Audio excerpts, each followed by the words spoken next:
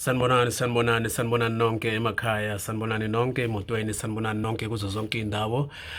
Esifinyelele kuzo nangayo ivideo ebesibeke ku YouTube. Sithi sibonga kakhulu isisekelo nesupport yenu kubo bonke abantu abakwazile ukuthi babe nathi nxa sichazayo ngemibuzo yabo, sicacisayo.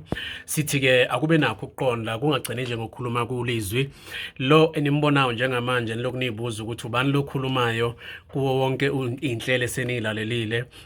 Uyena ke lo UKhehla Lokukhanya. UKhehla Lokukhanya lemhlophe sisho sithi ithina sesifikile sizokhanyisa, sithi khanyisa Khehla Lokukhanya. Akukhanye kube kuhle kube mhlophe kube njengehlabathi zolwandle, lona olwandle lungazwani nokungcola lithatha liphosele eceleni.